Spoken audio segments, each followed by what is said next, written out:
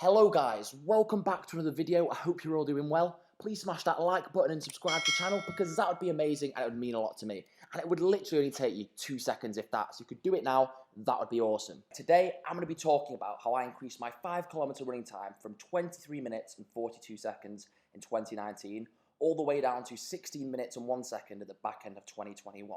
Now, I've had a really thorough think over the last week or so, and I've managed to find 4 key points that have played an absolutely massive part in my success and progression in running over this last 2 years. The first point is consistency and shoe choice, and for me, these are really important factors that you need to consider.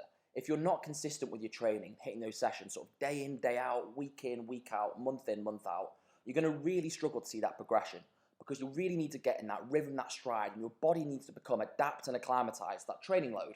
And being consistent allows you to do this, where you can gradually, over time, progressively overload your training and increase your volume and your intensity.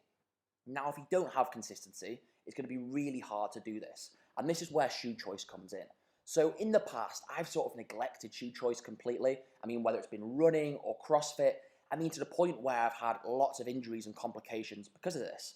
And it wasn't until sort of 2019 that I really started considering the shoes that I was wearing and making sure it was the right shoe for the job. For example, having a faster, more aggressive racing shoe for my sort of speed workouts on the track and for my racing, but then also a typical sort of endurance shoe, if you want to call it that, that's more stable for my slower stuff.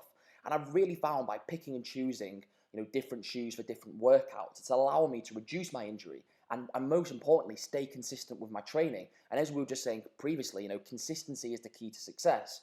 The second point for me has been to incorporate a track and endurance run within my training program every single week. Now, there are other sessions I do on top of this, but for me, those 2 sessions are key and fundamental.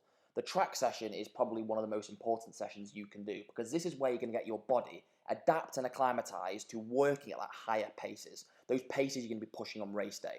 So, for example, on the track, a key session that I tend to do is 6 by 1K at a pace that's faster than my 5 km race pace.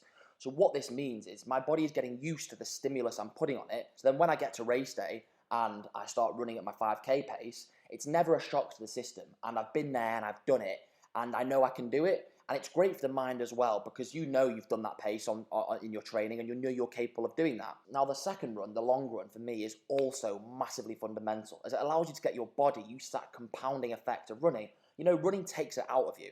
And on the long run, you're getting your body acclimatized to that sort of impact that you're taking on.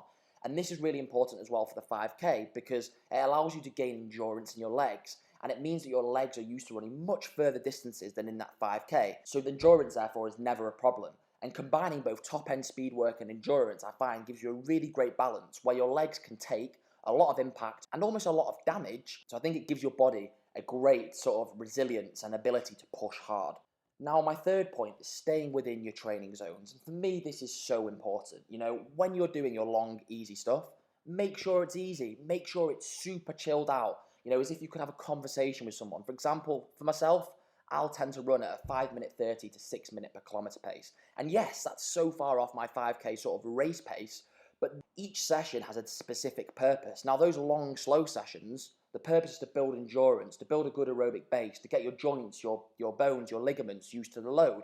Now, going faster doesn't help you sort of fulfill that purpose anymore. And vice versa, when you're doing your speed sessions, going slow doesn't help you fulfill that purpose. So you've got to make sure that you're executing your session as best as you possibly can, and staying within your zones allows you to do this. And so for me, that's a really key point. And using my heart rate has been a great tool to have alongside this, as it's allowed me to track my effort and see where I'm at and see where I'm working at, so I can just make sure that I'm working in those zones. A lot of the time, I will go off feel, but then I will have that sort of glance at my watch to make sure that my heart rate is within that zone and I'm not just completely sort of just lying to myself. So having a heart rate or power number, if you're using that for your running, is great to make sure that you are staying within your limits and within what you're meant to be doing. And my final point, which again is no less or more important than the others, but that's stretching, prehab, and doing a good thorough warm-up before my sort of sessions. So in the past, especially growing up, I've neglected strength and conditioning work, stretching, warming up properly. However, it's been the downfall. It's led to so many injuries and niggles that I've had in the past, and quite frankly, it's ruined my training because it's not allowed me to be consistent. Whereas now, 3, 4, 5 times a week, I will be doing some form of stretching, mobility work, strength work. And so in my training, I will always try and work on those weaknesses, those little niggles that I've had. So I've talked about in other videos, I've had ankle sprains, leg surgeries, shoulder surgeries. So I will try and work on those specific areas and build strength in those areas so that they're no longer a weakness anymore. And doing that consistently has really helped me reduce injuries. Doing a lot of resistance band work, mobility work, it's great. And I think it reduces any chance of injury. Look, at the end of the day, when you're doing sport, there are chances you're going to get injured. And that's just that. But if you're not trying to reduce those as much as possible, then what are you doing?